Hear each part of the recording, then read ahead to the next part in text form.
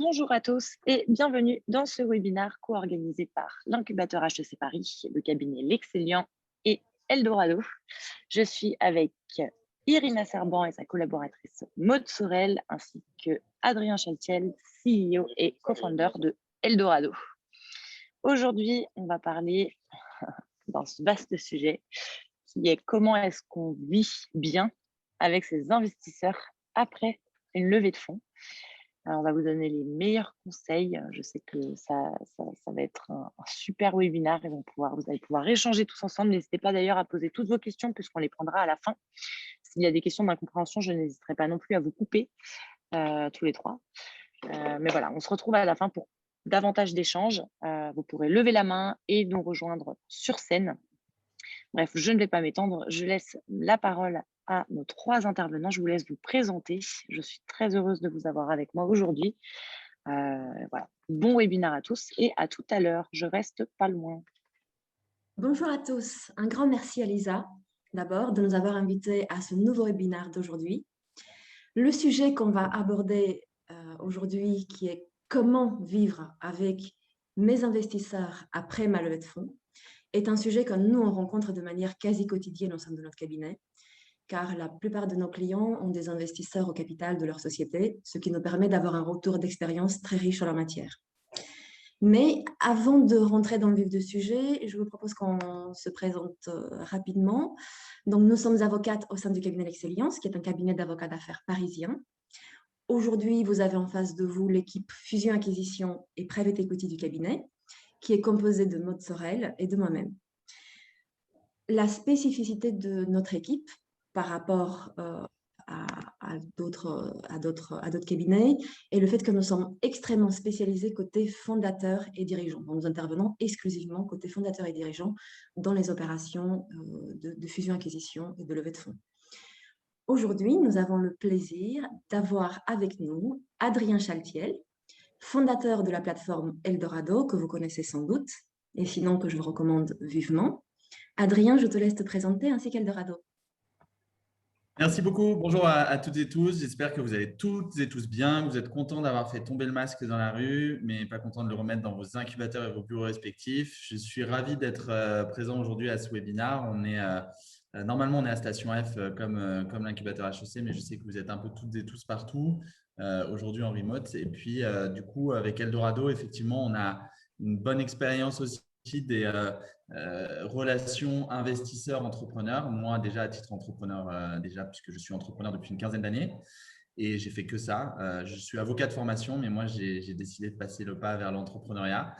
Et puis, avec toutes les boîtes qu'on voit à travers Eldorado, il y a plus de 3500 entreprises qui se financent par an sur la plateforme, particulièrement start-up, innovation, création d'entreprises. Puisque justement, Eldorado, c'est une plateforme de financement. On connecte les startups, les entrepreneurs avec toutes les sources de financement qui sont adaptées, bancaires, publiques et levées de fonds. Et donc, pour la levée de fonds, il y a évidemment tous les business angels français et internationaux qui investissent en France, les fonds de venture capital que vous connaissez et beaucoup que vous ne connaissez pas puisqu'il y en a plus de 200 en France, les family office, corporate, etc. Donc, toutes les personnes qui vont devenir associées à votre capital. Et puis, du coup, je serais ravi de répondre à vos questions et de creuser ce sujet qui est important des relations associées entrepreneurs-investisseurs. Merci beaucoup, Adrien. La spécificité donc, de notre atelier d'aujourd'hui est le fait qu'on va mettre un gros coup de projecteur sur les relations que vous allez entretenir avec vos investisseurs. Par exemple, ça peut être post-levée de fonds, qui sont, d'après notre expérience, l'un des piliers de réussite d'une entreprise. Ce qu'il faut savoir, c'est qu'avant d'avoir des investisseurs dans le capital de votre société, vous allez en principe négocier avec eux vos différents tours de table. Lors de ces négociations, il ne faut pas oublier que vous allez vivre avec vos investisseurs pendant plusieurs années post-levée de fonds. Et il faudra faire extrêmement attention à protéger votre relation avec les investisseurs. D'ailleurs, l'un des rôles de votre avocat va être justement de mener les négociations dures sur les sujets sur lesquels il peut y avoir des susceptibilités de part et d'autre pour que la relation avec vos investisseurs soit préservée. Il faut donc garder en tête que les investisseurs ne vous apportent pas que de l'argent en one shot au moment de votre opération de levée de fonds, mais en réalité, ils peuvent vous apporter beaucoup plus tout au long de la vie de la société et évidemment, en fonction de la relation que vous allez construire avec eux. Par exemple, ils peuvent apporter leur expérience d'entrepreneur ou encore leur expertise financière, surtout dans les cas de fonds d'investissement, ou encore, ça peut être leur carnet d'adresses. En tout cas, tous ces éléments sont des éléments qui peuvent vraiment faire la différence dans le succès de votre société. Donc, d'où l'importance de bien soigner dès le départ la relation avec vos investisseurs. Donc, non seulement au moment de la levée de fonds, mais aussi et surtout tout au long de la vie de votre société. Et Adrien, toi qui vis au quotidien justement avec tes investisseurs, tu peux peut-être nous faire part de ton retour d'expérience sur ces questions qui peuvent parfois être sensibles en pratique. Exactement. Alors, sans rentrer dans les détails des clauses, des packs d'actionnaires et qui sont parfois très complexes, moi, je vous le partage comme entrepreneur puisque je suis comme vous et même avec Eldorado, on a levé des fonds au début de l'histoire d'Eldorado qui est né en 2017. J'ai levé des fonds sur mes précédentes entreprises aussi et puis je suis moi-même investisseur dans une quinzaine de startups, donc j'ai un peu les deux rôles. En tant qu'entrepreneur, ce qu'on oublie souvent en fait au début, c'est qu'en fait, il faut considérer les investisseurs comme vraiment des cofondateurs ou cofondatrices. Dans la psychologie, il faut qu'il y ait les mêmes conditions pour que ça fonctionne. Parmi les conditions, la première, c'est vraiment la plus importante et moi, en partage d'expérience, je peux vous en parler longtemps, c'est l'alignement des intérêts entre l'investisseur et l'entrepreneur. Donc, sans parler de clauses, sans parler de conditions de gouvernance, etc. Avant même ça, trouver un bon investisseur, c'est trouver quelqu'un, pas que quelqu'un qui a un chèque, quelqu'un qui va vous apporter vraiment beaucoup de choses sur l'entreprise en tant qu'associé, mais aussi qui va éviter, ou vous allez éviter d'avoir des complications ou de la complexité dans les relations si vous vérifiez bien en avance que vous avez un bon alignement d'intérêts. Donc, pour ça, il y a deux, trois écueils à éviter. Éviter de dire oui très vite à des investisseurs. Éviter de répondre très vite si vous le demandent. Trouver un investisseur, ça ne peut pas se faire en une semaine, même s'il vous donne un chèque de 300 000 euros, parce que après, toute la vie de l'entreprise, elle change. Là, on va en parler, je pense, avec les structures de gouvernance, etc.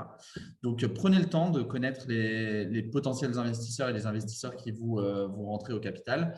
J'ai parfois fait l'erreur de dire oui trop vite à des investisseurs, même s'ils étaient très connus. Ce n'est pas parce qu'il y a des investisseurs connus, de renom, etc., que ça va faire forcément un bon match et un bon mariage par rapport à vous, votre intérêt et vos valeurs qui doivent être un maximum alignés. Donc ça, c'est un peu le premier conseil que je donnerais. Et ensuite, c'est surtout de bien vous faire entourer. Donc là, on est avec des avocats spécialisés, donc c'est parfait. Mais vraiment, ne sous-estimez pas la signature de documents corporate, et je pense qu'on en reviendra aussi. Ça peut être très dangereux pour vous puisque la gouvernance est gérée, les conditions de sortie, les conditions de développement de l'entreprise sont gérées ensuite entre l'associé et l'entrepreneur. Donc, tout est une histoire au début, c'est de la négociation, c'est de l'équilibre. Un investisseur ne peut pas prendre 50% du capital dans un tour de table. De même qu'un investisseur qui ne prend que 1%, c'est trop faible. Généralement, on dit que c'est entre 15 et 25% par tour de table. Donc, c'est une relation d'équilibre qui doit se faire en fonction de ce que vous voulez. Et ce que vous voulez, vous, c'est d'avoir du soutien dans l'opérationnel, du réseau, de l'argent, puisqu'ils vont investir de l'argent. Mais j'ai souvent un peu fait cette erreur de voir très vite l'intérêt d'avoir des investisseurs parce qu'il y a de l'argent, mais pas me poser suffisamment de questions de pourquoi ils veulent investir dans l'entreprise, où est-ce qu'ils veulent la mener avec moi, quel est leur intérêt d'investir dans l'entreprise. C'est hyper important, un alignement des intérêts. Un investisseur, c'est assez simple. Son intérêt, c'est de gagner de l'argent avec vous. Oui, il peut y avoir participer à l'aventure entrepreneuriale, travailler dans une entreprise qui a de l'impact ou dans laquelle il y a un vrai sens et ils veulent participer dedans.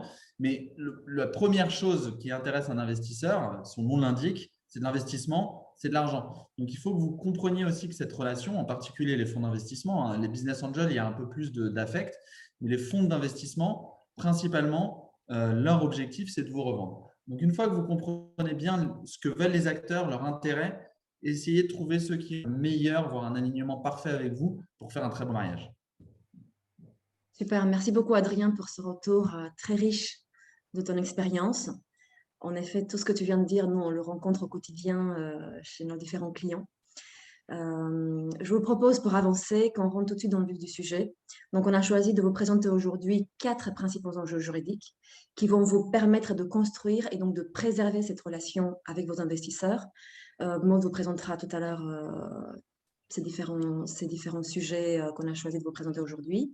Et Adrien, quant à lui, interviendra au fur et à mesure de notre exposé pour vous faire part de son retour pratique. Et à la fin de notre exposé, comme on vient de vous le dire, on sera ravis de répondre à toutes vos questions en direct. Donc, n'hésitez pas de vous les noter en attendant. Maud, je te laisse poursuivre. Bonjour à tous. Donc, comme le disait Irina, on va vous présenter les 4 principaux sujets aujourd'hui. Donc, le premier sujet, on va vous présenter comment structurer votre gouvernance. Deuxièmement, quelles obligations d'information pèsent sur les dirigeants. Troisièmement, comment protéger les dirigeants. Et enfin, comment bien gérer son exit. Donc, on va commencer avec le premier sujet qui est bien structurer sa gouvernance. Donc, quand on a des investisseurs au capital de sa société, ils demandent presque systématiquement de mettre en place un board au sein duquel on va avoir d'un côté des représentants des fondateurs et de l'autre côté des représentants des investisseurs.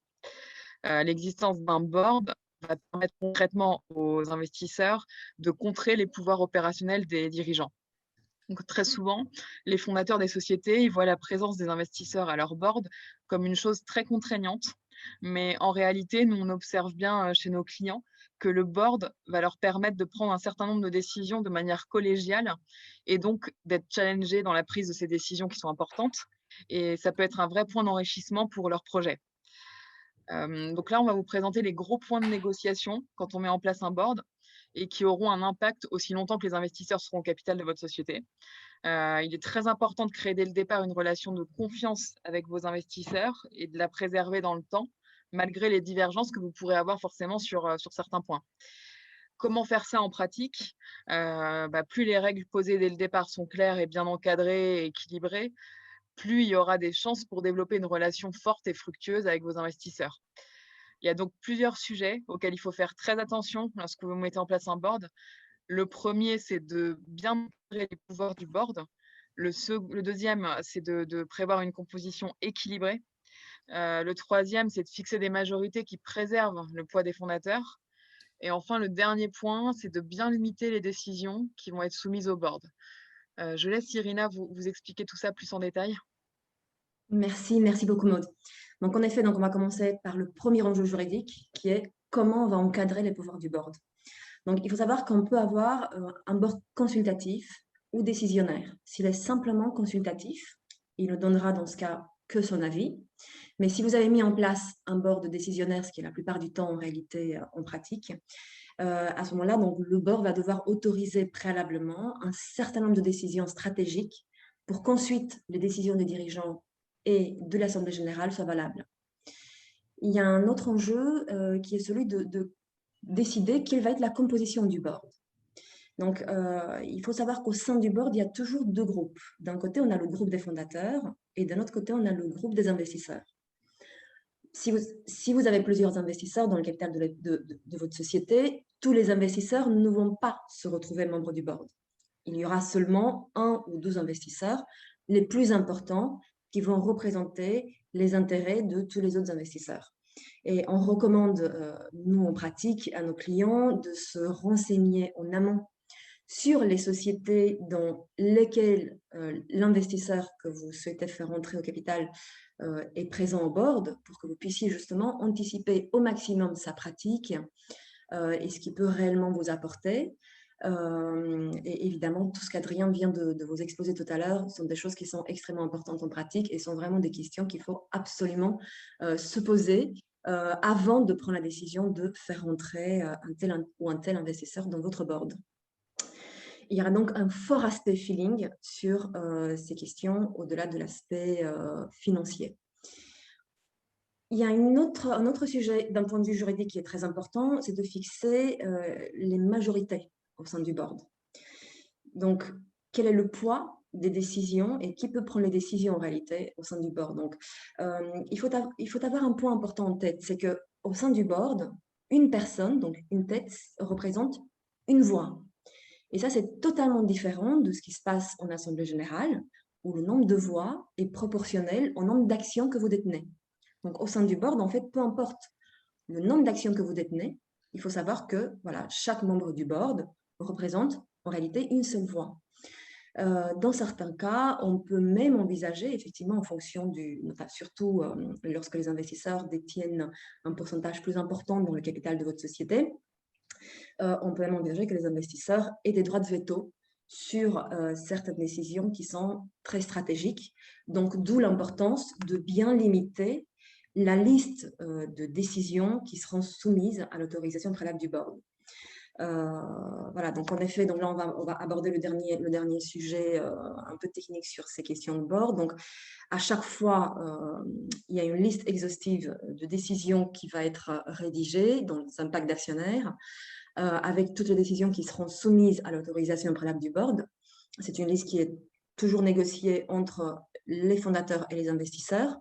Et il est important de bien la négocier pour l'adapter au stade de développement de votre société. Vous voyez, par exemple, en fonction du chiffre d'affaires de la société, les seuils de déclenchement des autorisations seront évidemment différents. Par exemple, si votre société génère un chiffre d'affaires de 100 000 euros, c'est évident que les seuils seront différents de ceux d'une société qui génère un chiffre d'affaires d'1 million d'euros.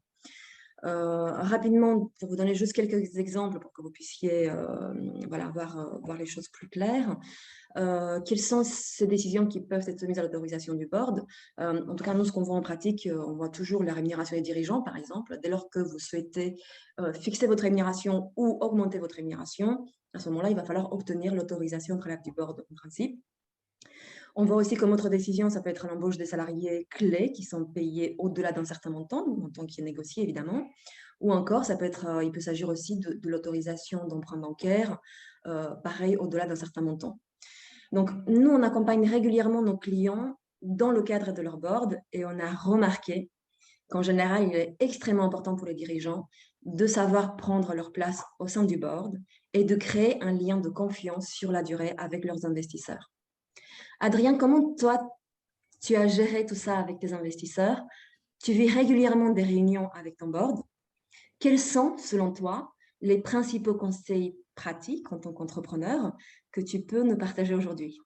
Ouais, avec plaisir. Le board, en fait, c'est un organe de décision qui est très important, au moins les 2 premières années post-investissement. Après, soit le board se renouvelle parce qu'il y a des nouveaux investisseurs qui rentrent en ligne de compte, qui rentrent au capital, il y a une nouvelle levée, donc le board évolue, c'est un organe aussi qui est évolutif. Mais au début, c'est vraiment important de le prendre comme un organe qui va aider l'entreprise à se développer. Je prends souvent la métaphore de la voiture. Donc, vous êtes entrepreneur, vous avez votre voiture. Un investisseur, il va vous payer de l'essence, vous mettre de l'essence. Il y a plusieurs investisseurs. Il y en a ceux qui vont se mettre dans le coffre en disant bah, tu m'emmènes à destination et quand on est arrivé, tu me préviens. Mais la plupart, pour filer la métaphore, vont s'asseoir sur le siège passager et échanger avec vous sur le trajet. Il y en a qui vont vouloir mettre la musique, il y en a qui vont vouloir toucher au GPS, etc. Il faut se limiter par rapport à vous, ce que vous voulez. C'est quand même vous qui pilotez la voiture pour filer la métaphore. Et c'est important que les investisseurs le sachent aussi. Si vous prenez un investisseur qui veut diriger l'entreprise, ce n'est pas son rôle. Un investisseur va vous conseiller, mais veillez à la sécurité de son investissement et à vos décisions parce que c'est avec votre argent, son argent que vous développez votre entreprise. Donc, le périmètre des décisions doivent être stratégiques et sécuritaires pour eux, mais ne doivent pas influer sur l'opérationnel en tant que tel. C'est-à-dire qu'ils ne doivent pas vous dire, par exemple, je veux valider si vous trouvez un nouvel axe pour le développement de votre produit ou votre service. Ça, c'est plutôt vous, les entrepreneurs, qui savez vos cibles, alors ils vous conseillent, etc. En revanche, toutes les décisions corporate, est-ce qu'on va relever, est-ce qu'on fait un emprunt bancaire, est-ce qu'on se paye plus, est-ce qu'on recrute des personnes et on prend un risque qui peut être financièrement important, là, la décision, elle doit être collégiale. Moi, de mon retour, principalement, je le prends et je conseille vraiment de le prendre comme un organe, non pas bloquant, mais un organe de réflexion collective parce que l'histoire de l'entreprise n'est pas la même quand on a des investisseurs que quand on est seul. C'est comme un couple. Hein. Quand on est en couple, on n'agit pas de la même manière que quand on est seul. on joint nos forces, on fait des concessions et des compromis, et l'union faisant la force, on essaie de développer l'entreprise le plus loin possible. Donc, au début, c'est un peu mystérieux parce qu'il y a plein de clauses sur qui est membre, qui décide et quelles sont les décisions qu'on soumet. C'est assez standard en site Serie A, les types de décisions qui sont soumis, comme le disait Irina, en fonction du développement de l'entreprise. C'est assez standard. Il y a plein de templates qui existent sur Internet, des exemples, et puis il y a des avocats qui peuvent vraiment bien vous conseiller sur ces sujets-là. Est-ce que c'est normal que mon investisseur me demande de cette décision? Est-ce que c'est un levier de négociation? Est-ce que je peux lui laisser mais négocier sur la valo? Ça fait partie des questions qu'on peut se poser à un moment où on signe le pacte, quoi. Merci beaucoup, Adrien. On va passer au deuxième point de notre exposé d'aujourd'hui qui concerne les obligations financières qui pèsent sur les dirigeants de manière systématique quand ils ont des investisseurs au capital. Il s'agit du reporting dont vous avez sans doute entendu parler. Le reporting, il doit être fait par les dirigeants auprès des membres du board. Il s'agit en fait de communiquer certains documents financiers clés dont la liste doit être limitative. Par exemple, ça peut être un suivi mensuel des indicateurs clés de l'activité de votre société, un cash flow, bien sûr, ou encore d'autres documents financiers. Ce qu'il faut retenir sur ces obligations, c'est qu'il ne faut surtout pas que l'entrepreneur passe tout son temps à faire du reporting. Il faut bien limiter les obligations de reporting et d'audit pour qu'elles soient bien proportionnées à la taille de votre société. Adrien, toi, tu vis sans doute de l'intérieur ce reporting financier avec tes investisseurs. Comment tu fais pour gérer l'opérationnel et trouver aussi le temps de faire ton reporting financier? Bah, écoute, très rapidement, pour qu'on puisse aussi traiter des autres sujets, le reporting, c'est quelque chose de très important. Moi, je vous le dis là, en tant qu'investisseur et puis aussi en tant qu'entrepreneur, mais en tant qu'investisseur, je reprends une phrase de Thibaut Elzière, qui est un grand investisseur, un grand business angel français, qui dit les meilleures boîtes de mon portefeuille d'investisseurs sont celles qui me font le plus régulièrement des reportings. En fait, le reporting à vos investisseurs, c'est aussi de l'autocritique. C'est aussi régulièrement regarder votre plan de trésorerie, votre plan financier, les recrutements en cours, la stratégie, les ventes, les performances. Et souvent, quand on est entrepreneur, on est les yeux comme ça dans l'œillère et on va tout droit et on ne prend pas le temps de faire un peu de prise de hauteur. Le reporting vous sert en tant que CEO, parce que généralement, c'est le CEO qui va prendre de la hauteur. Ça prend du temps parce que c'est un peu chiant. Il faut aller dans les analytiques, il faut aller dans les documents financiers, dans le prévisionnel, il faut mettre à jour, il faut parfois annoncer aussi des mauvaises nouvelles. On a tenté ça, ça ne marche pas.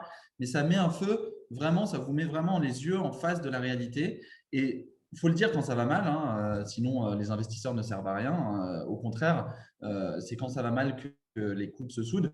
Et donc, les reportings servent à ça, prenez-le comme ça. Donc, essayez de les faire régulièrement, essayez de les faire dans un format qui est semi-automatisé. Il y a beaucoup de statistiques qui sont issues de vos CRM, de votre analytique, de vos documentations financières. N'ayez pas tout à écrire à la main et faites un reporting qui soit lisible, pas une tartine de 150 pages, des schémas, des KPI qui se retrouvent et dont on voit l'évolution trimestre par trimestre si vous le faites trimestriellement ou mois par mois. Moi, je le fais trimestriellement à mes investisseurs. J'essaye d'être très régulier, donc c'est le premier vendredi de la première semaine après le trimestre précédent, donc c'est le 7 avril, le 7 juillet, etc. D'ailleurs, je vais devoir commencer à travailler sur le reporting du deuxième trimestre d'Eldorado 2021. Et en fait, l'avantage, c'est qu'aussi on repart du doc précédent, donc du trimestre précédent, pour mettre à jour les données du trimestre suivant. Et à la fin du trimestre, à chaque fois, je mets les objectifs du prochain trimestre. Et donc, on voit tout de suite si on les a remplis, atteints, dépassés, etc. Et on peut les interpréter. Donc, c'est hyper important d'avoir cette régularité. C'est un outil qui vous aide à vous et aux investisseurs pour pouvoir actionner des réseaux, des solutions en fonction de vos problématiques. Merci beaucoup, Adrien.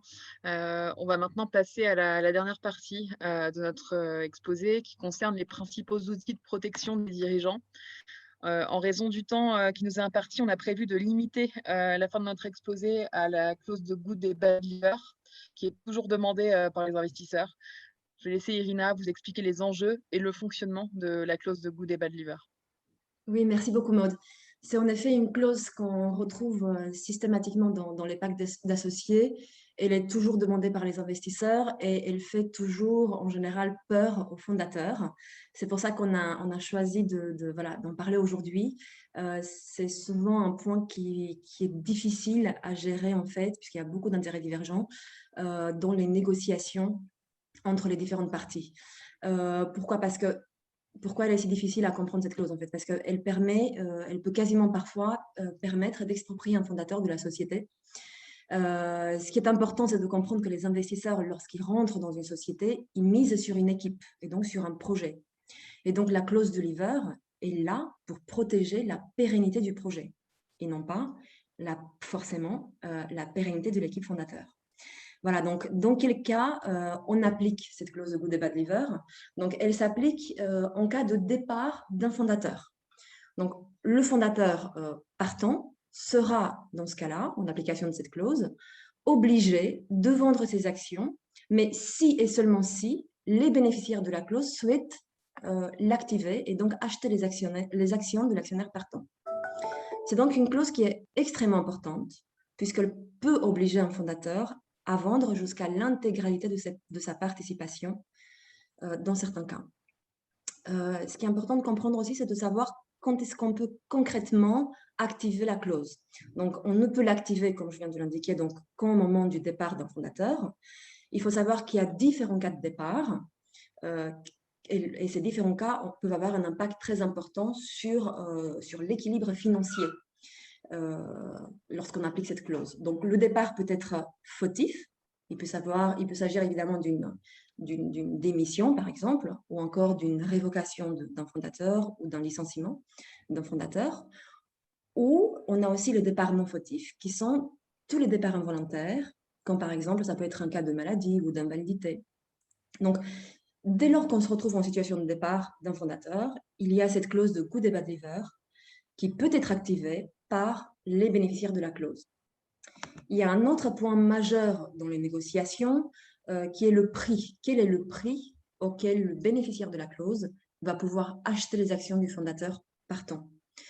Le prix est un enjeu majeur, évidemment. Il est négocié avec les investisseurs et il est fixé en fonction des cas de départ. Et donc, il a un rôle plus ou moins punitif en fonction de la situation. Donc, il est tout à fait normal que les prix soient différents quand un associé a quitté la boîte, par exemple, parce qu'il a détourné des fonds de la société, versus celui qui a eu un AVC et qui ne peut plus travailler du jour au lendemain. Donc, le prix doit évidemment être plus élevé en cas de départ non fautif. D'accord? C'est le cas, par exemple, de la maladie grave d'un fondateur. Et moins élevé en cas de départ fautif. Encore une fois, le départ fautif, comme je l'indiquais, ça peut être le cas de démission ou simplement, ou voir la révocation de dirigeant. Donc, évidemment, les actionnaires qui restent, eux, ils ont tout intérêt à racheter les actions en bad leaver et donc à la valeur nominale des actions. Mais là, il y a une négociation qui est souvent assez difficile entre les différentes parties et un équilibre qui n'est... Voilà, on n'arrive jamais vraiment à trouver l'équilibre parfait entre les différents intérêts divergents de part et d'autre. Mais nous, on recommande toujours à nos clients de négocier un prix qui soit à la valeur réelle, tant que possible, et de prévoir une décote du prix en fonction de la situation de départ. Voilà. Et en cas de good leaver, le prix des actions peut correspondre, donc il peut aller jusqu'à 100% de la valeur réelle des actions. Ce qui est important quand on lit cette clause, c'est aussi de la lire comme constituant un garde-fou entre les fondateurs eux-mêmes. Donc, cette clause, en fait, permet aussi d'éviter qu'un fondateur quitte le projet et ses cofondateurs, voilà, quitte le projet et que ses cofondateurs quittent le projet, donc qui partent en fait de la société du jour au lendemain. Et là, ses cofondateurs vont se retrouver justement sans lui, mais avec lui qui pourrait éventuellement, dans certains cas, conserver ses actions. Donc, cette clause permet donc aussi de protéger les fondateurs entre eux. Et ça, c'est vraiment un aspect extrêmement important qu'il faut avoir en tête. Et lorsque vous allez lire cette clause, il est donc très important de la lire aussi dans ce sens-là. Donc, il faut donc non seulement la lire en se demandant qu'est-ce qui va se passer si je suis moi-même un jour en situation de départ, par exemple si je souhaite démissionner pour aller dans un autre projet, ou si je me fais révoquer. Mais il faut aussi la lire en se demandant qu'est-ce qui va se passer si mon associé part et me laisse tomber, en donnant par exemple sa démission ou en décidant du jour au lendemain de ne plus travailler pour notre projet ou de ne plus travailler à temps plein pour notre projet. Ce sont des situations qu'on voit vraiment assez souvent aussi en pratique arriver malheureusement. Donc dans ce cas-là, je dois négocier la clause de good et bad liver pour pouvoir la déclencher en priorité en tant que fondateur, afin que le fondateur, le ou les fondateurs qui restent, puissent racheter les actions du fondateur qui part à un prix qui leur est favorable et à tout le moins réaliste par rapport à leurs moyens financiers. Adrien, toi de ton côté, est-ce que tu as déjà eu l'occasion d'appliquer cette clause ou de voir la clause de good et bad liver s'appliquer en pratique? Est-ce que tu peux nous partager ton retour d'expérience sur ce sujet? Avec plaisir. Alors, les clauses du pacte d'actionnaires, c'est un peu comme tout quand vous êtes entrepreneur, vous devez quand même connaître le mécanisme de base. Donc, c'est super qu'on ait Irina et Maud aujourd'hui pour nous présenter ces sujets-là. Mais vraiment, renseignez-vous sur les autres qu'on n'aura pas parce que c'est des choses que vous devez maîtriser. Et le bad liver, pourquoi je parle de ça? Parce qu'il y a beaucoup de clauses qui sont expliquées, mais qui sont assez peu dans la pratique mis en œuvre. La liquidation préférentielle, c'est une protection pour les investisseurs, comme l'est le bad liver, mais en pratique, elle n'est pas très souvent mise en place. Le bad liver, en revanche, j'en ai vu plusieurs, j'en vois plusieurs. Pourquoi? Et vous le savez en tant qu'entrepreneur, parce qu'il y a beaucoup de mouvements dans l'équipe fondatrice d'une entreprise. Vous pouvez perdre un cofondateur, une cofondatrice qui abandonne, qui ne se sent plus dans le projet. Vous pouvez vous-même, si vous êtes 2 ou 3, être déçu par le 4e cofondateur ou cofondatrice. Et du coup, vous voulez vous séparer en bons termes. Ça arrive dans énormément d'entreprises. Il n'y a pas une entreprise, une start-up qui n'a pas connu de difficultés entre associés à un instant T. Le paroxysme, c'est d'appliquer cette clause, soit en tant que départ volontaire. Moi, je suis CTO, mais là, j'ai trouvé un super job chez Amazon. Donc, bon courage à tous. Ouais, mais t'es gentil, tu avais 25% du capital. Nous, qu'est-ce qu'on fait? On te laisse partir avec ses parts. Et comme l'a très bien dit Irina, il faut vraiment prendre cette clause, non pas comme uniquement une clause de protection des investisseurs, mais une clause de protection entre associés et entre équipes fondatrices. Parce que au début, vous tapez dans les mains pour emmener une boîte le plus loin possible. Il y a une question de victoire en plus qui dit comment on vérifie l'alignement des intérêts. Un des sujets que vous devez voir avec vos cofondateurs, cofondatrices et investisseurs, c'est combien de temps, selon toi, on doit travailler pour faire de cette boîte un succès. Il y en a qui vont vous dire 2 ans, il y en a qui vont vous dire 10 ans. Là, vous n'avez pas le même alignement. Il faut un maximum avoir une temporalité. Et moi, je l'ai connu chez Eldorado. J'avais un de mes associés qui disait voilà, là, les investisseurs, ils nous collent un bad liver de 5 ans. 5 ans, mais moi, 5 ans, je suis entrepreneur, j'ai envie d'être libre, genre un truc. Et du coup, on disait oui, mais on a réussi à le ramener un petit peu collectivement sur cette clause de 5 ans, qui est longue. 5 ans, c'est pas rien. C'est-à-dire que si tu pars la première année, tout ce qu'on a fait potentiellement ne vaut pas grand-chose puisque tu pars la première année. Donc, si tu pars, tu revends tes parts au nominal. Et puis, progressivement, comme l'a bien expliqué Irina, on récupère de la valeur de ces actions et on en garde au fur et à mesure du temps parce que si on part, c'est un peu le parallèle avec la clause de lock-up aussi qui peut exister dans certains pactes, qui est de dire vous ne pouvez pas vendre vos parts avant 3 ou 4 ans parce que les investisseurs veulent un engagement minimal. Donc, vous devez vous poser cette question par rapport à cette clause. Moi, je l'ai vu appliquer plusieurs fois. Moi-même, je l'ai connu. J'en ai connu des autres associés. Ce n'est pas agréable parce que c'est que des situations en fait que vous devez anticiper. C'est un peu comme disent les Américains, cost of doing business, de gérer des relations et des tensions entre associés et du coup d'avoir un départ anticipé d'un des membres de l'équipe fondatrice. Ce n'est pas du tout quelque chose qui est à sous-estimer. Donc, comme un contrat de mariage, un divorce est possible. Pareil, sur l'entrepreneuriat et l'association, elle peut se rompre. Et donc, dans ce cas-là, il faut qu'il y ait un équilibre et un intérêt équilibré entre les investisseurs et les entrepreneurs. Et généralement, les clauses, elles s'appliquent sur 3 à 5 ans.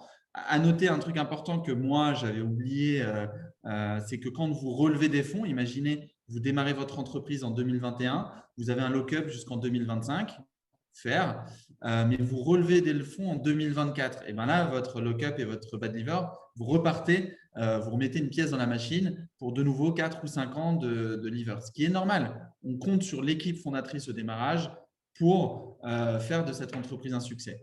Après, dernier point que je mentionnerai, c'est que c'est monnaie courante des séparations entre associés, etc. Tout le monde est remplaçable, même le CEO ou la CEO, ça change la physionomie de l'entreprise. Bon, évidemment, si c'est dans les 3 premières semaines de l'entreprise, c'est un peu compliqué puisque là, c'est très porteur. Mais ce n'est pas parce que c'est un CEO ou une CEO emblématique ou porteur de chiffre d'affaires, etc., qu'on ne peut pas remplacer un associé ou un cofondatrice. C'est compliqué, c'est humainement compliqué et corporatement aussi compliqué à mettre en œuvre. Mais c'est faisable. C'est pas non plus, et ça s'est fait dans plein de boîtes. J'ai plein de boîtes où l'equity story, donc l'historique de la répartition du capital a beaucoup évolué et qui ont pourtant continué de se développer. Et donc, ce n'est pas une fatalité ni une fin en soi. C'est un peu mon feedback que je dirais. Merci beaucoup Adrien. Et effectivement, donc aujourd'hui, on a limité notre exposé en raison du temps qui nous est imparti uniquement à la clause du pacte, qui est la clause du good et bad liver, qui est extrêmement importante. Mais vous allez trouver dans notre replay qui a été mis dans le chat par Lisa, vous allez pouvoir retrouver le détail de toutes les autres clauses importantes d'un pacte d'associés. Donc, n'hésitez pas à l'écouter. Donc, on vient d'énumérer et de vous expliquer les enjeux majeurs et les points de friction auxquels il faudrait faire attention pour bien vivre avec vos investisseurs aussi longtemps qu'ils seront dans votre capital. Vous voyez, donc, il y a d'un côté les aspects juridiques qui s'imbriquent évidemment avec les aspects financiers, mais de notre côté, surtout, il y a l'aspect humain pour construire et préserver un partenariat fructueux avec vos investisseurs. Donc, tout cela doit être relativisé en même temps, car il faut évidemment garder en tête que ce qui est écrit dans un pacte n'est pas gravé dans le marbre. Le pacte est une barrière de sécurité si les actionnaires n'arrivent pas à discuter entre eux et n'arrivent pas à trouver un meilleur accord que ce qui est prévu, que ce qui a été négocié initialement. Donc, tout est négociable en réalité, à tout moment, mais si tous les actionnaires le souhaitent. Sinon, vous pourriez vous retrouver à faire une application parfois même rigide des accords négociés. Mais vous devez aussi garder en tête, et je finirai par là, le fait qu'en tant que fondateur, vous avez quand même une très grosse marge de négociation. Voilà, les investisseurs misent vraiment sur une équipe, ils investissent sur vous parce que vous êtes dans le projet. Donc, c'est vous qui êtes le porteur du projet, donc vous avez une marge importante de négociation dans tout ça. Donc, à la fin, on vient de finir notre exposé pour qu'on puisse justement passer à la phase questions-réponses. Vous voyez sur nos slides, nous avons tout à la fin, donc on a mis un QR code qui s'affiche pour que vous puissiez trouver facilement nos coordonnées et nous contacter si vous avez des questions complémentaires. Merci beaucoup.